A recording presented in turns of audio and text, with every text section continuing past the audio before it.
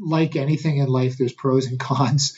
I sometimes I feel like we've done it the absolute hardest way, and in other ways, I think we've done it in a really great way. I think at the starting, it came from a point of wanting to be proud of how our products were distributed, and then we saw that there was a business opportunity for a smaller distributor, and that we could really provide services and offerings that others couldn't. This is Evolve CPG, a community of purpose-driven leaders who not only believe in better, but actively pursue it.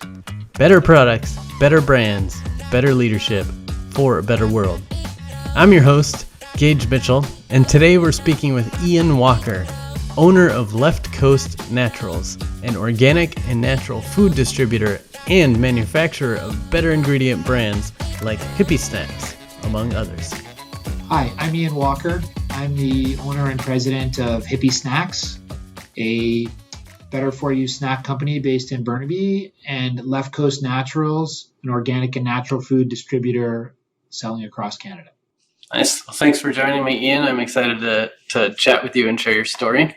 Thanks for having me. One thing that in a recent conversation we were having that kind of struck me is your deep background in sustainability, not just yourself, but even your family kind of goes deep across many aspects of sustainability. So I'm curious, can you share with the audience a little bit more about your background in both sustainability and food? Sure. I think my horizons have broadened on sustainability, certainly over the years.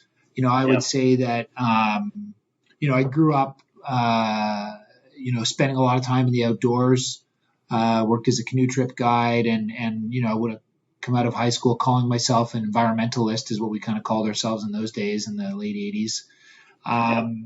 And so, I always had a real passion for the outdoors and a care for the environment.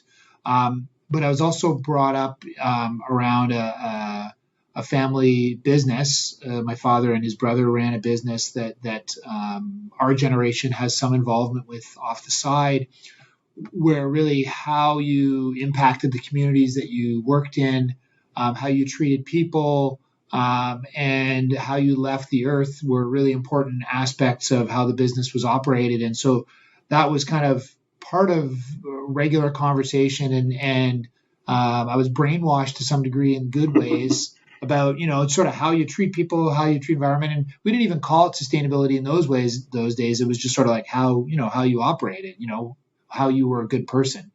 And so that's definitely impacted me in starting my voyage in the mid 90s, in starting a business. I always knew that it needed to be something a little bit more than just a business. I'm a bit of a different cat that way, and that I want it to mean something. I want it to be something that I'm proud of.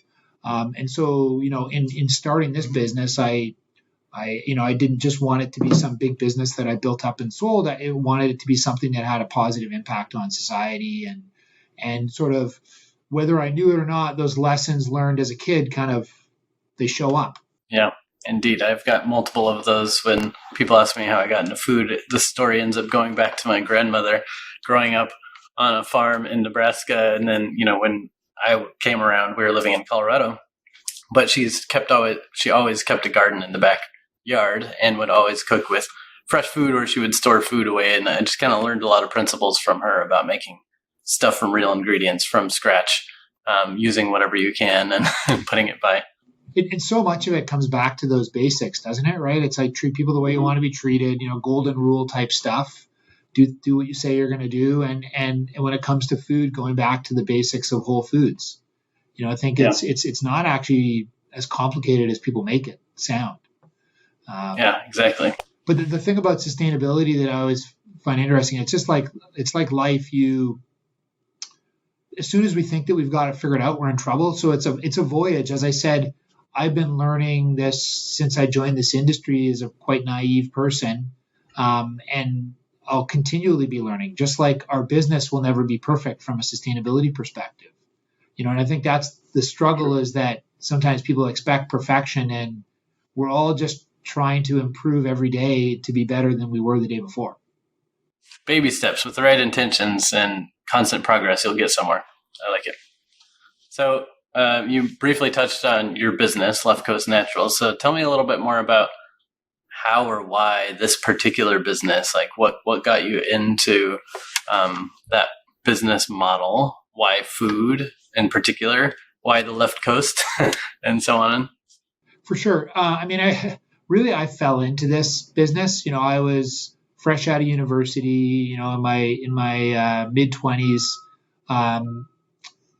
just moved out west in Vancouver, and started hanging out with a friend of my brother's who happened to be going to take art design at Emily Carr. And as part of that project, graphic design, he had to design a food package, or he had to design a package. So he happened to be making peanut butter at home to save money, because he was a starving student, and made a package for these peanut butters.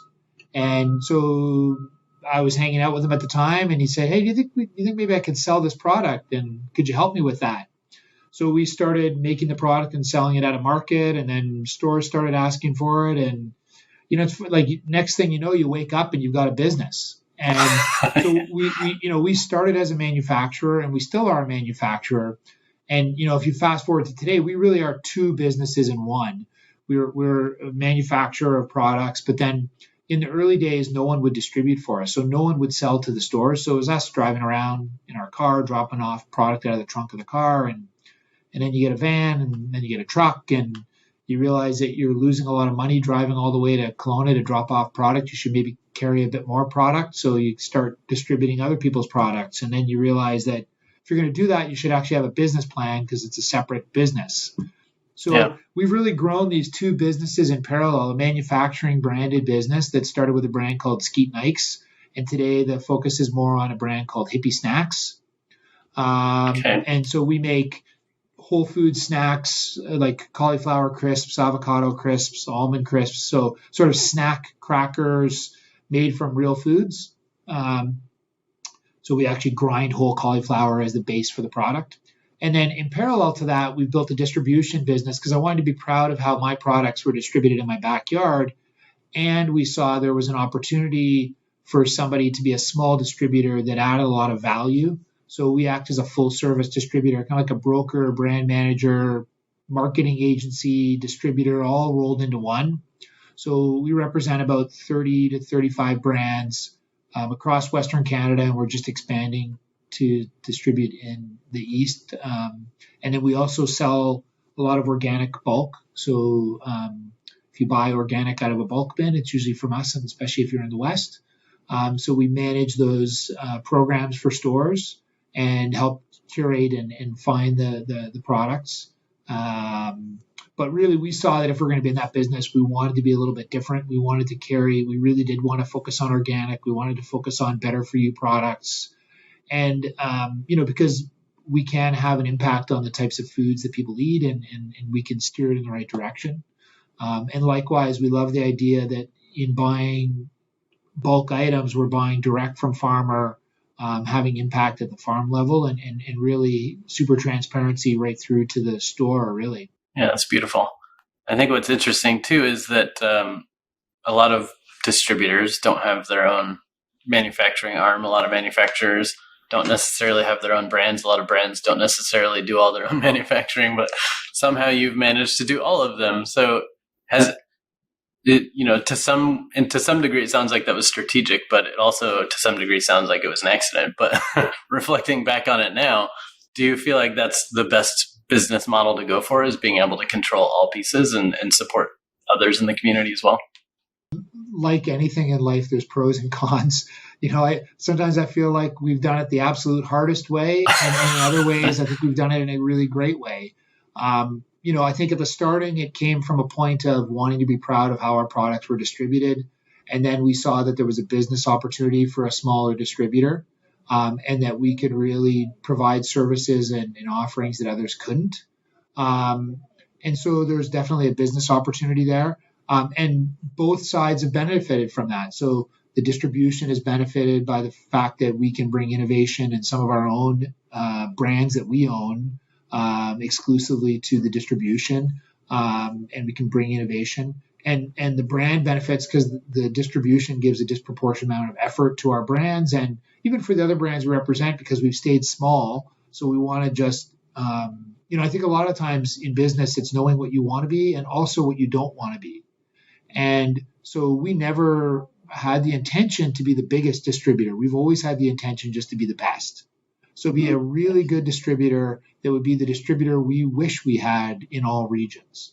And so in the end, it's worked out great. I mean, the parts of the business in the early years, we did a bunch of private label and manufacturing supported distribution. Well, we built that, and then distribution got bigger. And as we've expanded into the US with our own brand, that costs a lot of money, and distribution has been able to fund that.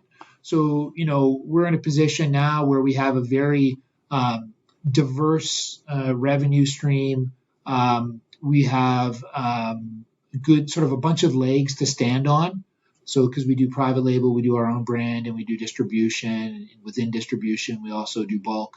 So definitely, I'm the only owner of our business. We've never had to raise capital, which is pretty rare for a 25-year-old business, doing in the 25 million range total.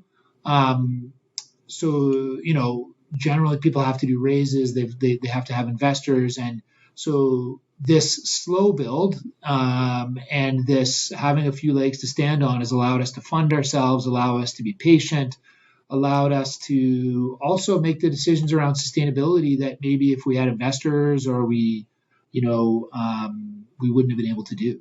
Yeah, that's beautiful. And another thing that we touched on in a previous conversation was that by being a manufacturer yourself, you can also do some things with your products that no other manufacturer would touch, like your crisps, I believe that we were talking about before, made with real whole ingredients. No, that's true, because so many people that, you see a lot of brands of products out there, but most of those people don't actually make their product. So yes, we're even further unique in that as a brand, we actually do manufacture, we do the hard work and make the product. Like I'm a bit of a Renaissance man that way. I just like the idea of making stuff. And so It's been great. As we've developed and come up with new product ideas, a lot of the times, I don't think people realize the difficulty.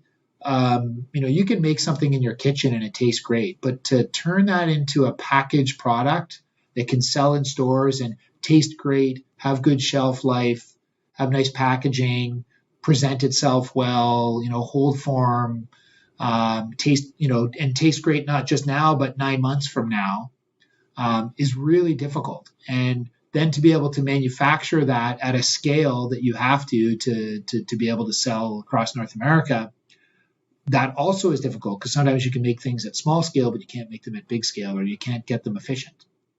And so that's been, as I said, sometimes we do things the hard way. We've definitely learned, but a lot of the stuff we've developed, these days there's a lot of co-packers. So those are people that manufacture product for the brands. And the co-packers have all consolidated. So instead of there being lots of small co-packers, now there's very few large co-packers. And so they'll do big, long runs, and they want you to pretty much go with the standard recipe that they have. Well, a lot of the stuff we've created, there's not even a standard machine for it. We have to take other machinery and MacGyver it to make it work, to make our product. And so any co-packer you go to, they kind of laugh. They're like, we can't make that in our equipment. There's no way. So, in the end, a lot of times we're the manufacturer because no one else can figure out how the hell to make it. And so we've just adapted that and built from there. But the beauty of that is that it's meant that we can be super innovative. We can make things with more of a whole food bent, where others would be like, well, that's a lot harder. I don't know if I really want to do that. Can't you just use some fiber and supplement here, or add flavors, because that's the easier way out. Like, it's funny that the more processed product with more flavors, you'd think that would be complicated, but that's actually easier. Making a great product with really few whole food items is actually way more complicated. At home, it sounds simpler because you just got to add 3 items, but to make something that lasts, it's difficult. Yeah, that makes sense. I guess that goes also back to the eating well is actually simple as an individual, but then, like you said, providing that at scale for people is hard. And that's why most products out there end up being garbage, because the easy path is to make it out of a bunch of fillers and artificial flavors and different things like that mimic the real ingredients but are easier to manage. Yeah, and at the end of the day, we're on kind of a path to eating I think society and people themselves are all on a path of learning more about food and eating better. And part of that is around going back to basic whole foods. You talked earlier about, your grandmother and what she served. And I do think that there's a lot of fundamental truth to that. And so, we even mock ourselves, right? So we try to make the most whole food snack that you can. So for example, we make an avocado crisp. Well, we take avocado. Of course, we're going to take out the skin and the pit, but the rest of the whole avocado is the base for that snack crisp cracker. And that's the first ingredient. So it's the ingredient with the most percentage in the product. So it's based off of that. And then we use other whole food ingredients on top of that. Well, that's great. But at the end of the day, what's better, eating that or just eating an avocado? And so, for example, we had a promotion in the last sort of year and a half where we would do buy 3, get 1 free. Well, buy 3 of our crisps and get a free avocado. Because at the end of the day, avocado is better, right? Yeah. We're a convenient, easy way to eat that for people that are time starved or that just maybe they don't like the texture. They like the taste, but not the texture, or they just don't have the time to do it. But, if we were out of business because everyone ate whole foods only and all packaged food was out of business, I think society would be better for it. So I'd be okay with those results if we helped it get there. Nice. Yeah. That reminds me of the Patagonia Don't Buy This Shirt campaign or something like that. Yeah, it makes total sense. Try to beat the idea of success for many mission-driven businesses is to not need to be in business anymore. But it's funny, the path pulls you. Like there's always a draw towards the middle, like what everyone else is doing or mediocre. And so there's always like every day we're kind of fending off, okay, well, it'd be easier if we didn't make it from this, or we could make it a little bit cheaper. And so you're always trying to have a line in the sand on what you are and what you aren't so that you know that you're not going to cross that line. And for us, a lot of it is the first ingredient's got to be a whole food, a real food. And it actually has to be there. If it's a cauliflower crisp, cauliflower actually has to be made from cauliflower, not some token fifth ingredient. Yeah. So, and I unfortunately, the consumers don't always notice that, but that's okay. To me, it's about doing the right thing. Almost you hope that karmically kind of works out for you in the end. Yeah. I mean, I think it's pretty impressive. It's rare to find, like I mentioned before, a product that isn't just made of a bunch of fillers with, like you said, a token extra ingredients that's the real ingredient that you're there buying it for, the cauliflower or the avocado, but then you find later it's like number 10 on the ingredient list or something. So I appreciate that. And then, maybe as more and more consumers learn about eating whole, real food, they'll also appreciate it. And we've been on a voyage to kind of appreciate what people are looking for, right? Like as we developed, we had transitioned from the Skeet Nikes brand, which was when we first developed, we did a lot of innovation there, but that was more creating organic snacks where there were none before. So for example, we were the first certified organic popcorn in North America and the first certified organic granola and certified organic trail mix, because there literally was no organic options in the late 90s for those items. So that was what we called innovation in those days. And so that brand was built around taking conventional items and turning them into organic. And then as that matured, you now get into the mid to late 2000s. Organic has now become more mainstream. That those categories have become more competitive. And so as we tried to then say, okay, what's next? We want to innovate more. And a lot of the products we're coming up with were quite progressive. And it didn't really fit with the Skeet Nikes home style. It's a picture of a guy and a dog, and it kind of looks more like a homemade kind of thing. And that's when we brought in Hippie Snacks, because we felt that kind of spoke to us trying to be a little more progressive, a little bit more edgy with the products that we're coming out with, and really also celebrating the whole food aspect, because I think people would reflect on that to the name. So, but my point being that when we first brought it out, we actually focused on a lot of raw food items. So we maybe took the dial too far, because, society may be here in the way they eat, and optimally you want them to go there. But you can't swing that far right away. You got to kind of go here and bring them to here and go here and bring them here. Well, we went to here, and it was probably a step too far. We brought out a bunch of raw food, like vegetable clusters So it was kind of real vegetables, dehydrated, and kind of like a kale chip type idea. They tasted great, and it was beautiful. You'd see the whole vegetable, but it was expensive because we were doing these whole vegetables that were organic, and they were not in a format that people were used to. So we kind of had to say, okay, how can we make products that are made from whole foods that are approachable from a price point and approachable from a sort of format that people are used to? And that's where we got into doing a bit of a crisp. And so it's a cracker chip that, people want to sit in front of the TV and go like this, they can, but they can still get the whole food aspect to it. So, like I said about sustainability, business, likewise, you're always learning and adapting and kind of finding where you fit the best. Yeah, speaking of which, I know one of your taglines or catchphrases or something like that was failing to save the planet since 1996, but still trying something to that effect. So, speaking of constantly learning, what are some of the biggest obstacles you've faced while trying to save the planet?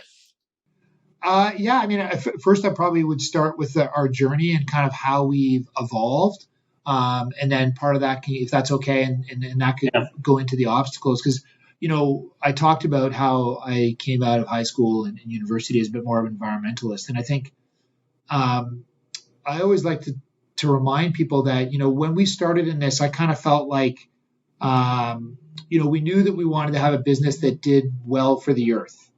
And so, that's why we started with, or we went right to organic products. So we were an early organic pioneer, one of the first certified organic products in Canada.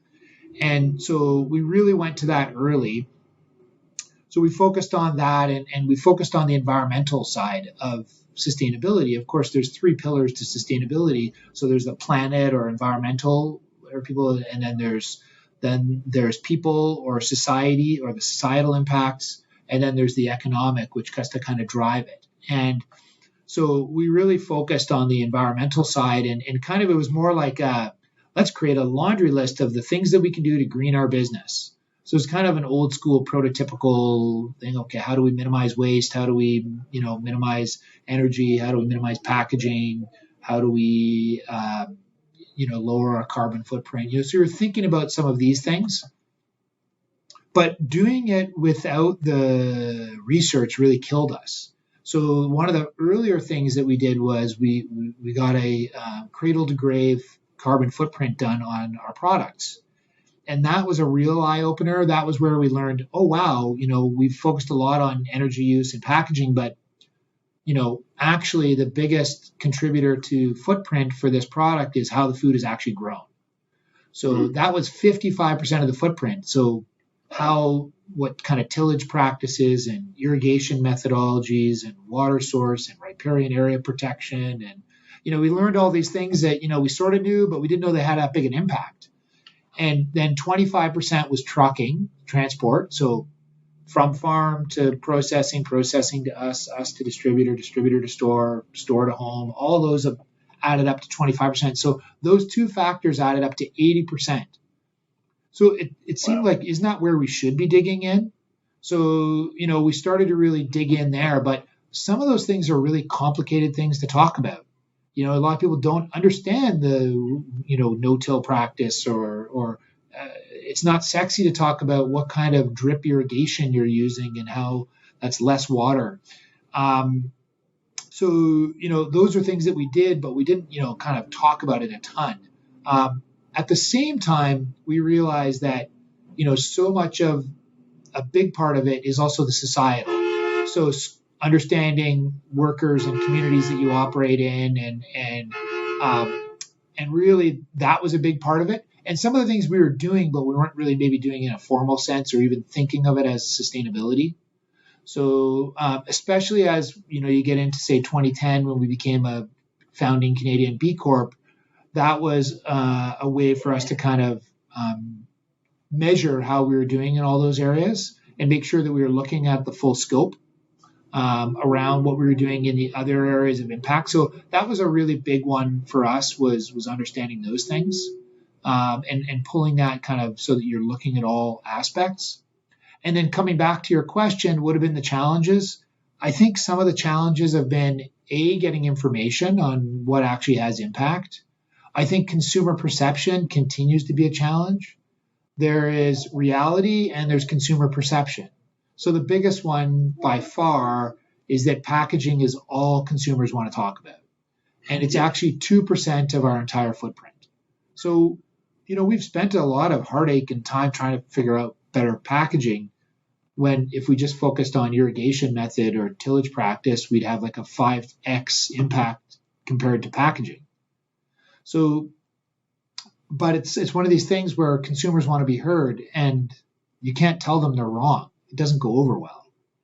So that's something that I really struggle with, in that there's things that have true impact where you're actually, doing it for the right reasons, and you're not kind of doing tokenism where you're just trying to please people, or popularism. I forget what the term is, but so you're trying to do those while you're also trying to just do some things that will please people. Even staff, right? They're like, oh, I want to do this, and we have to even educate them. So I think the perception, fighting perception, is a reality. Number two is that a lot of these things are complicated. It's kind of like, look at how long it took people to understand what the hell organic is, and that's a pretty simple concept. Still working on it. It's not that hard. Or GMOs, or, but then you try to come into it around all the full scope impact and all the factors that come into that. Consumers are like, wow, hold it. I'm just here to buy a bag of chips. And so, trying to create that conversation, and, especially as a small business, we have limited resources, right? We can't, we have limited impact and limited resources. We try to definitely punch above our weight as far as steering the consumer to the right products and educating them about stuff, but there's only so much we can do. So that part is difficult, in that, I want society to be over here, but they're still here, and we're trying to drag them along, and many others are doing the same thing. But it takes a while. So I find that to be a challenge. Yeah, that makes sense. And as you were talking, I was just realizing that, and I don't know why I didn't think about this earlier, but with consumers focusing a lot on packaging, it makes total sense, because even though it's, in your case, I think you said 2% of the impact, for them, it's a huge percentage of what's in their control, because they buy all this food and they throw all this packaging in the garbage, or it gets recycled, or it gets composted. But so for them, like all the other pieces that they don't have control over, how you're growing it or anything else, is great. They hope that you're doing the right thing, but for them, they want to be empowered to do the right thing on their end. So you making something that they can recycle or compost instead of have to throw away makes them feel empowered and like they're part of the solution, because then they're participating. I hear you there, but I actually would politely disagree, in that consumers make choices. So every product you buy is a choice. So you can choose to buy the package, you can choose to buy the non-recyclable packaging, or recyclable packaging, or compostable packaging. But likewise, you can choose to buy the organic, the non-GMO. You can choose to buy the no-till practice stuff. If you're willing to do the research on any of these things, then you can make choices on those. So you do have control, in that, you can choose to buy this conventional product, this Whole Foods type product, this organic product. Consumers are making choices every day that go all the way back to the farm, because if they stop buying them, then people will stop doing those things, and the thing that they're buying more of will grow. So, I feel like you shouldn't just scope it to what they see. Those things, they can see those other things if they take the time to do it.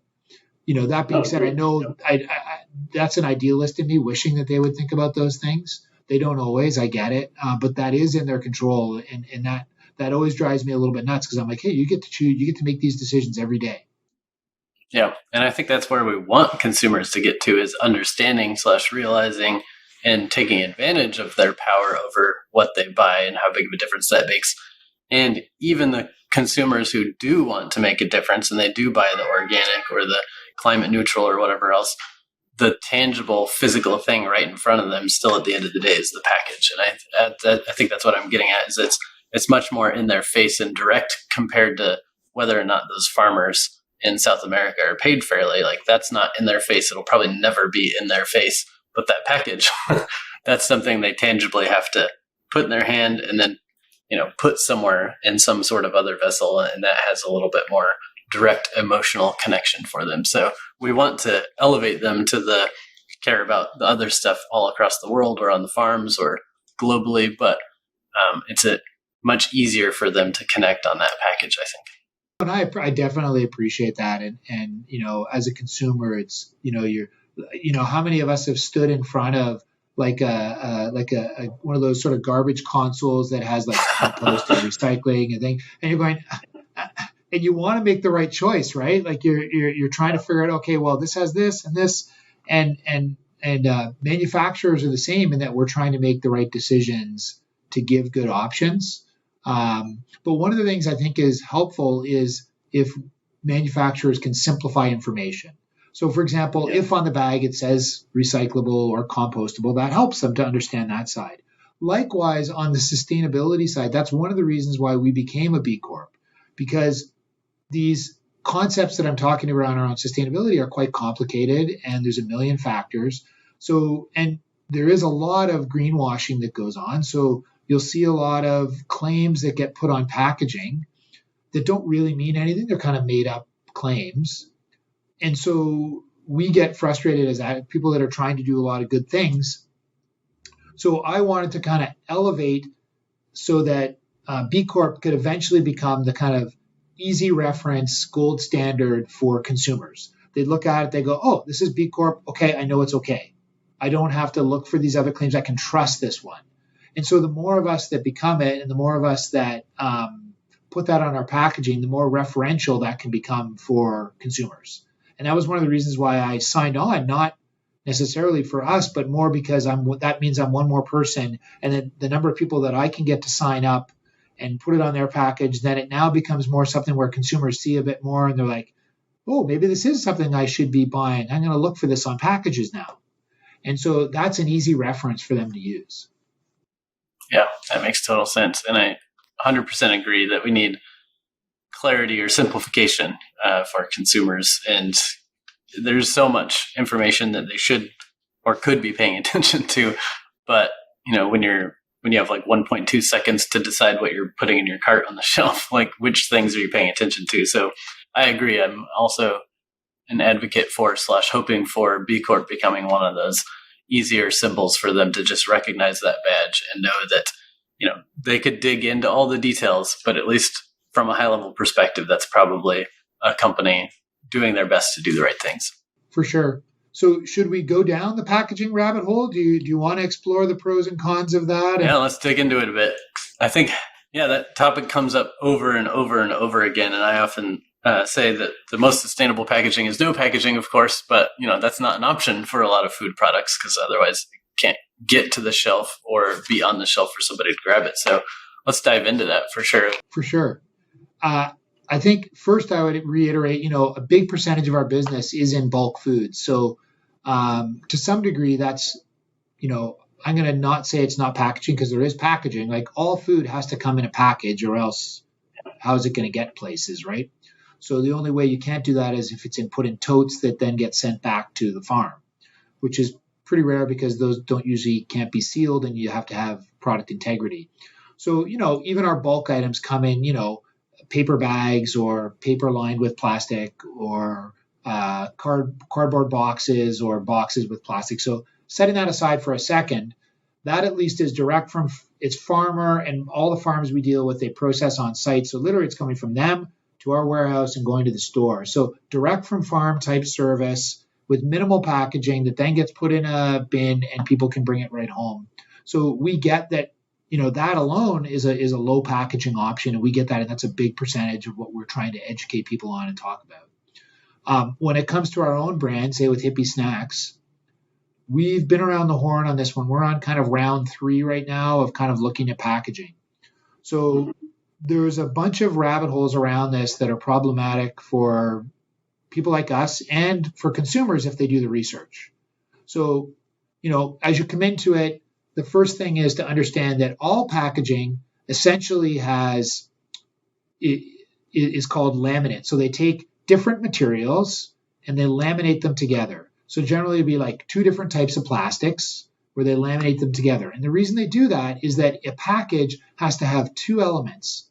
One, it has to be able to seal. So the bag around the edge has to be able to seal so that air can't get in, because that will help it. That will mean it goes rancid, or product could leak out, or something could get in there. So you have to have a seal. The other thing you have to do is have barrier properties where air won't go through the actual package, not through like the seal, but through the package. So the inherent physics or chemistry of a barrier property versus a seal property are two different things. No material does both, because inherently they're the opposite kind of. You got to melt to create the seal. So essentially you take a seal barrier or a barrier property layer and a good seal layer, and put them together, and that's what a package is made out of. So that inherently, even when you see plastic, it's not one plastic, it's two different plastics. So if you're recycling it, you got to actually get those two apart. But if it's made properly, it's almost impossible to get apart, because that means that they've done it right, so stuff can't get in there. So that's just step number one that nobody gets. Then let's go even further. So what are your options? You could do a really thick seal property layer. So one layer, really thick, or two layers of the same thing, really thick, that won't seal together very well, but it'll stop air getting through. So you're getting bad performance on either barrier or seal because of that. So you're going to have shorter shelf life, possible leakage, and it could be way thicker, and you could be using way more material than you have to for the barrier, for the laminated materials. So you could do that, right? So that's one thing that some people have been doing, and you definitely have to sacrifice on product integrity. You have to use more material. And so our math says that doesn't necessarily go. Even if you did, now we're still with plastics. You put that in and everyone does it perfect, and they put it in their green bin. That actually the soft one won't go in your green bin. It'll go in the recycling program at your drop-off depot. So you put it there. Well, those are all mixed with mixed materials. They also have different materials for zippers. Some will be metal laminate inside plastic laminate. All those are mixed. So even if you can get around that by having proper separation so that you get material with material, all the proper materials, or you get everyone that separates stuff, then the actual usage of that plastic, about 90 to 95% of that plastic is actually just burned in the end. Even if it's recycled perfectly, it all just goes and gets incinerated because it's a fuel. So I think everyone wants to think that it's turned into a fleece sweater or that way, but it's not. That's the reality. And I know because our family business plays in that space, and the economics aren't there. So like when you have the blue bin business, the only thing that people make, that the recycler can make money on and therefore puts focus on, is metal and cardboard. Paper is very borderline. Plastic is a big money loser. Glass is a big money loser. So they don't put a lot of effort in that, and because there's not a lot of good end solutions for plastic, for recycled plastic, that has the economic gain. One quick question there: the difference between the paper and the cardboard. Can you explain that one? Well, cardboard being corrugated cardboard. Yeah. So corrugated cardboard would be treated different than, because you can pulp that again. You can't, the fine paper you can't pulp again.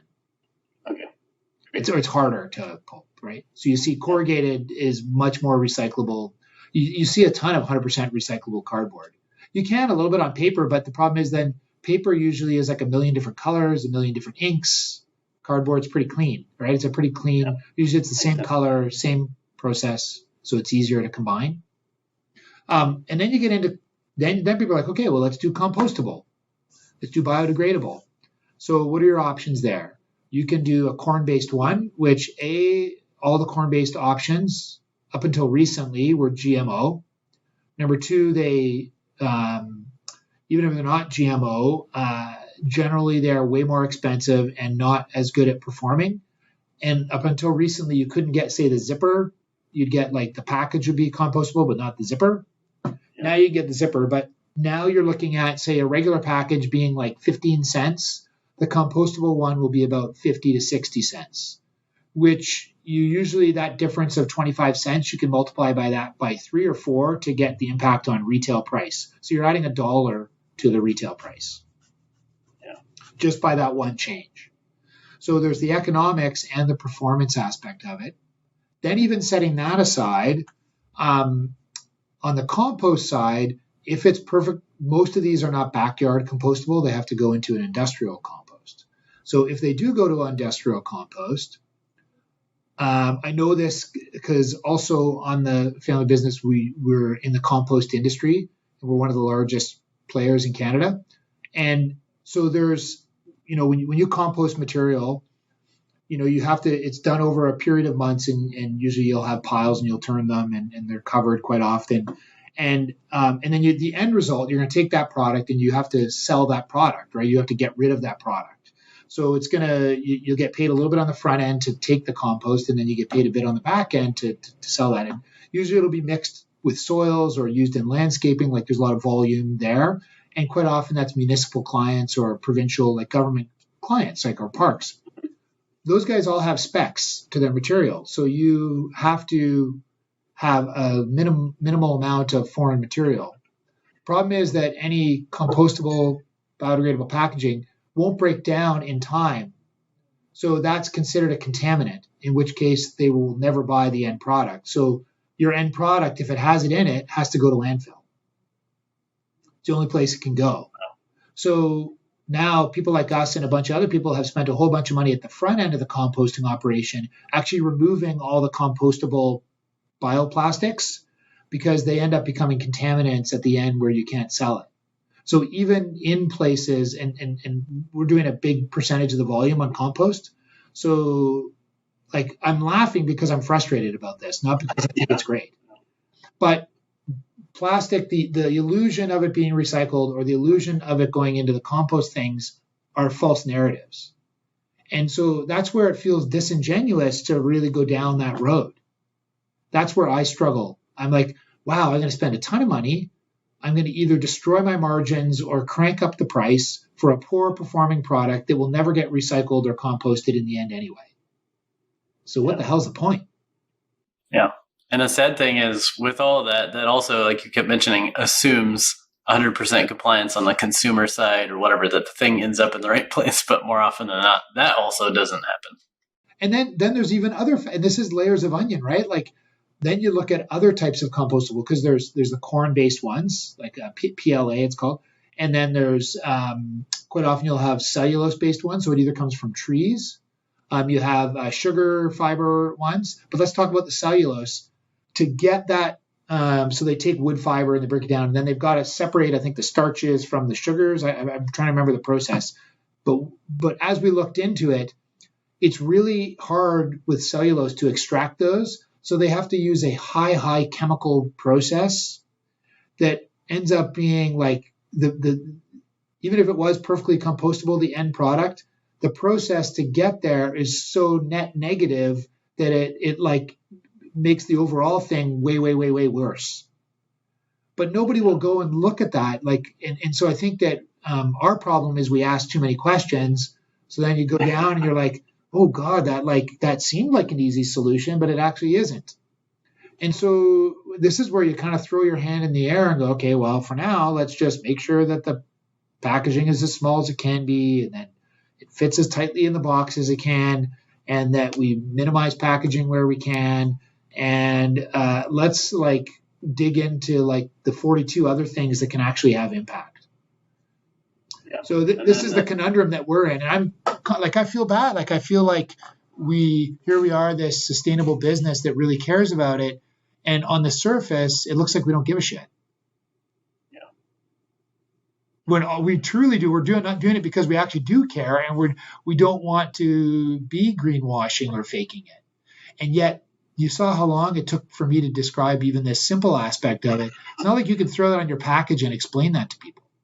Yeah. Well, that's why, it depends on how much space you have in your package. But like, that's why with some of our clients who want to be in sustainable packaging, but there's just no option for them right now, we like to put a little note next to like a crossed out recycling symbol or whatever that says not recyclable yet. Sorry, we're working on it, or something like that. So people don't think, oh, this brand lives up to all these things, but they can't figure out recyclable packaging. It's just, the simplest way possible to let consumers know that you do care and it is a thing that you're working on.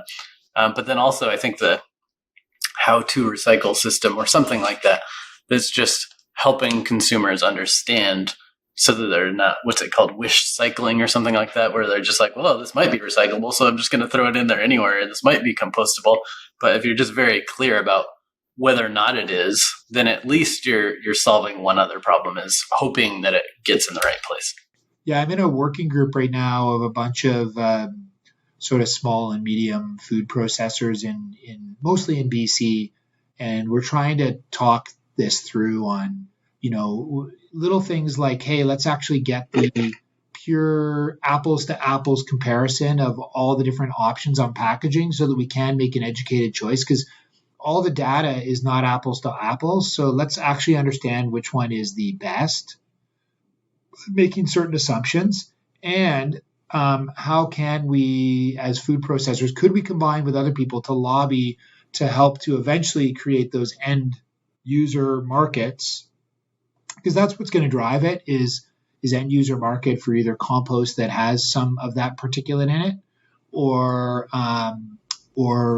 recycled plastic, more products made from recycled plastic that they can align and that make the economics work of that. Until that happens, I think it's all just a bit of a pipe dream. Yeah, and I think the clients that we have through Modern Species that are investing in compostable packaging, I think they're doing it for those reasons. They know the odds are stacked against them at the moment, but they're investing in it to hope that other brands will invest in it to reduce the cost of entry into compostable, to make more incentives for commercial composting facilities to take it and figure out a good use for it, and so on and so forth. But it's a long road.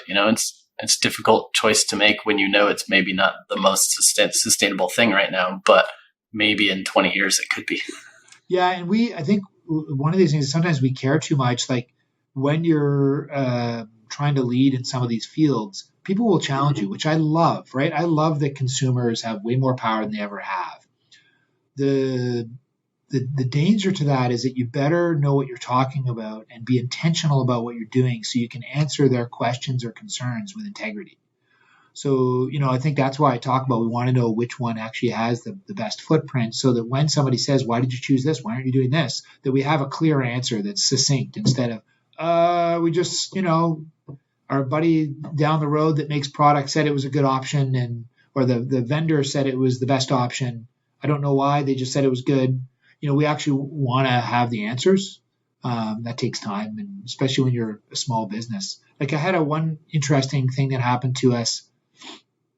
For example, we had a coconut cluster product that we sold at Starbucks, and it sold all across North America. And we had a consumer write us a really kind of, a bit of a nasty gram, right? She was quite upset. She's like, hey, I read all about you guys. I love what you're about. I love your products, love where you're focusing. But she's like, it's all, bull, because, you've got a desiccant in here, you'll have a thing that will be like it'll absorb moisture to make sure your product stays crispy. So our desiccant came, was in the bag, and, we bought it from a company, and she said, do you know anything about this company? Because they are a horrible company that's doing this and this and this and this. And, so we get this email. I was like, is there any truth to this? So we researched it, and we're like, oh my God, we don't want to be associated with these guys at all. So I wrote back to her, and I was like, I tried to say, one of the things is that we're not perfect, and we never will be. We have within this business, 40 people associated with Hippie Snacks, of which only, 15 or 20 are in the office. So we have to pick our battles on what things we research. So, we researched, okay, is this the best packaging option? Is this, where's the food grown? What's the proper recipe? What's the farmer source? How do they treat their workers? We're trying to research all these things that, according to our percentages matter. And we'd never bothered to research this company that sells us the desiccant. So I wrote back, and I was like, this is what I like. I appreciate that you're raising this to us. And so effective immediately, we're not going to buy from them ever again. You're going to see a bit of the stuff that's in the inventory flow through, but you'll never see that desiccant in our packaging again. But you got to know sometimes that companies don't always have the time to research every little thing. And this was such a small piece of the product that we hadn't done it. And so it's just always a learning process. And I think that if people work, consumers and companies work together, it'll always be better. We've all had that like really positive experience with a company where we've complained and you're like, oh my God, they heard me. They're changing things. That's great. So I just always try to remind people, like, just keep positive that way. Yeah, it's all about transparency these days and being willing to have those conversations, like you said, because consumers are going to find out. Somebody out there is going to know just enough to raise a flag about it. So like, don't try to hide those things or talk around them, but address them honestly, openly, and be willing to change. And I think that in my mind is better than being perfect, because you're creating a relationship with the consumer. Like if you're perfect and you never do anything wrong and the consumer never has any reason to engage with you, they might be less of a brand advocate than if they brought something up to you and you changed. Like now they're going to be your champion. And when, I think a lot of people can do sustainability initiatives when it saves them money. It's when it actually costs them something or they have to make sacrifices for it to happen where the rubber really hits the road. So like, for example, it turns out that desiccant was actually the cheapest desiccant. So now we're paying more for desiccants, but I'm okay with that. I'm like, what's that, half cent? Who cares when it's our integrity in line here? And same with, as a distributor, Left Coast Naturals, the distribution part of our business, we moved about, I want to say 8-9 years ago to become a non-GMO distributor. So we had to go through our entire catalog and do audits on all of them. And it was still fairly early days on the non-GMO project and some of there's an NSF stamp now on the actual verification systems and accreditations. And so we had to do a lot of the research ourselves. And in the end, we had to end up dropping a bunch of products. So we probably gave up, I don't know, $300,000-400,000 in business. But, we were like, we put the line in the sand and this is what we think is important. And so, that's, and you hope that the reputational aspect and the integrity and just by doing that, you motivate others to do it. And so there's a bit of that leadership aspect that comes with it. But, I think that's also part of what I said to you before. We don't have to impress shareholders or do anything. We can just do the right thing and be okay with the results that come from it. Yeah. And sometimes those tough decisions actually have a ripple effect. And I'm curious to know if that decision to drop some of those products, did they go out and become non-GMO just to stay in distribution with you? Well, those are the ones that we did actually get a whole bunch that were GMO that we got to transition to GMO. I wouldn't say they did it 100% because of us, but were we maybe we were the tipping point on that one? Maybe. I'd hope we were. So definitely we were able to transition a whole bunch of people over there. We do a survey with our customers, our retailers. And it's one of the, we said, what are some of the things you like about us the most? And that really, like, after we made this change, that really shone highly up on their radar, and that they really appreciated it. And they kind of felt like, hey, we can trust these guys. They're going to vet the products for anything and everything before it comes to us. And so, it's a pretty good thing to be a trusted source. That's a standard that a lot of distributors would look for. Yeah, that's great. We do that with all the products we distribute, right? So we do a whole sustainability scoring system, and we do a market scoring system. And so that's a fair bit of work and questions and research that instead of just going, do we like this product or not, we actually put it through a bunch of stuff. So, as I've said before, we never make our life easy, but, all the good stuff isn't easy. Yeah. The hard path is the more rewarding path. And like you've mentioned a bunch of times now, the sustainability path is more difficult because there's just so many things you need to look into, which is why when other designers ask me for like the one piece of advice I would give a younger designer wanting to be more sustainable is just be curious, because I can't sit here and teach you all the different things and nobody is going to because it's difficult. But if you're just curious, like, hey, what happens to this thing after it leaves my hand, or what happens to this thing after the consumer's done with it, or do these inks make a difference in the compostability? If you just have those questions flowing through your mind, you will hopefully then seek out answers and make better decisions in the end. So I love your focus on just asking too many questions at times, because that's the path to finding the answers.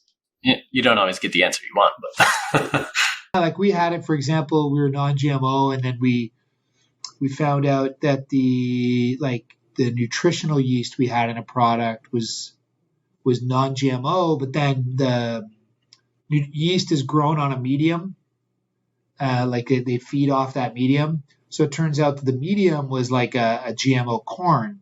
So then we're like, okay, so how far do we go down this rabbit hole? So then does that make it GMO, even though when they, test it, you don't see any?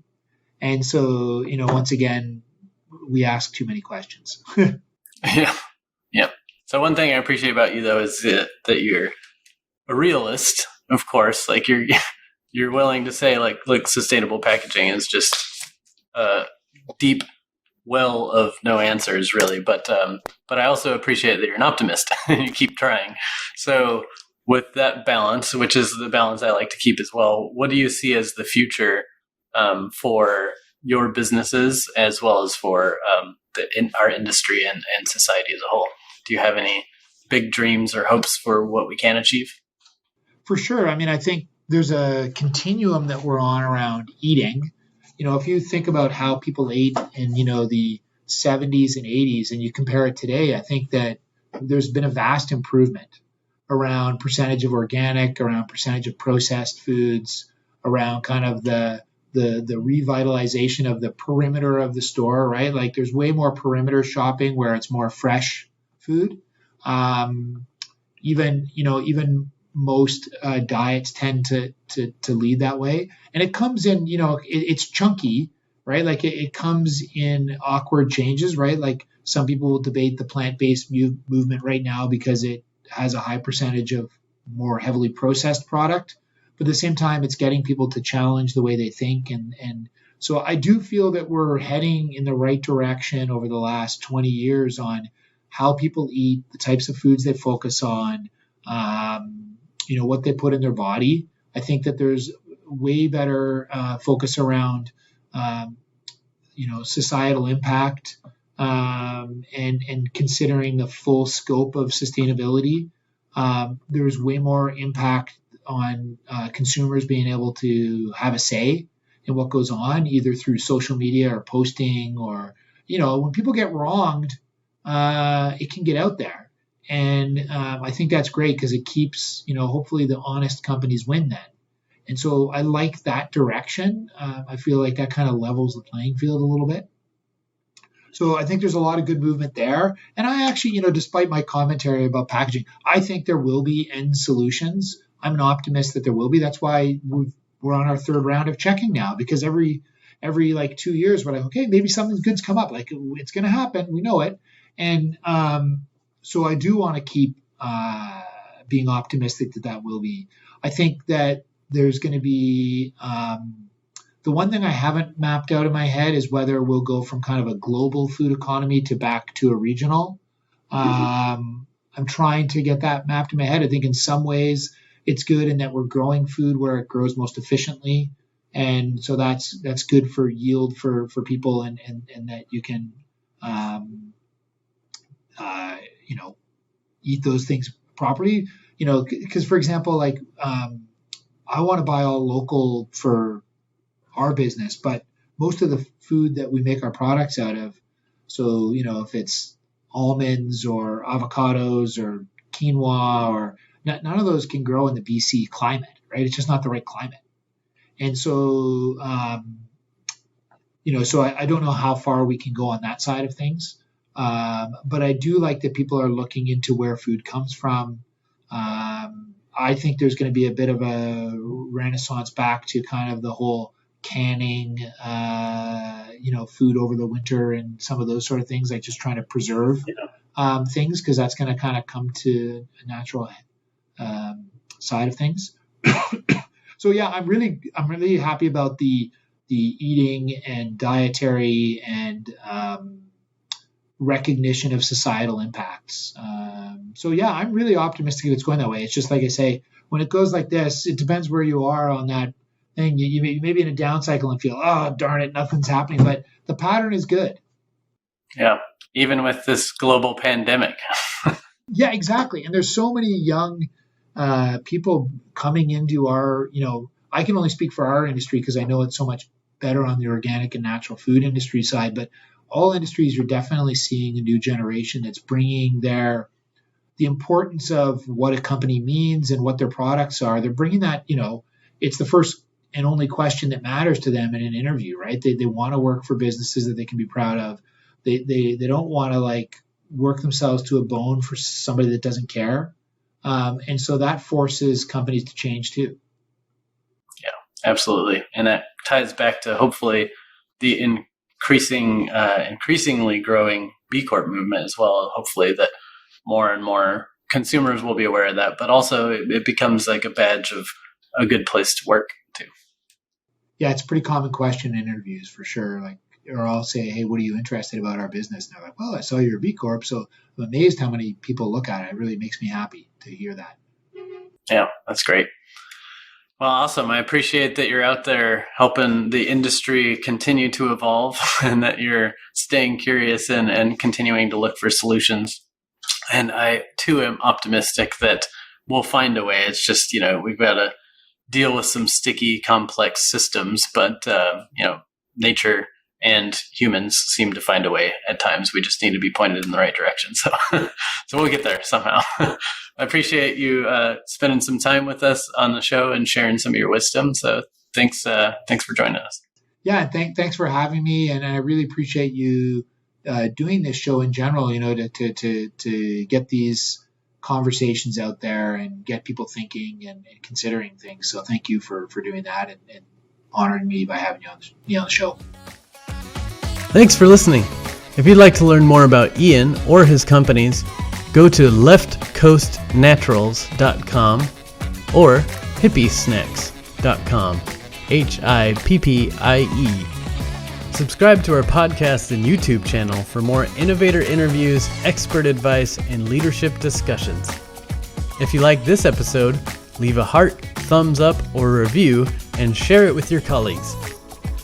As an ever-evolving show, we also love feedback, so send us ideas for who we should talk to next at evolve@modernspecies.com and learn about our new online community for brand leaders at evolvecpg.com. See you next week.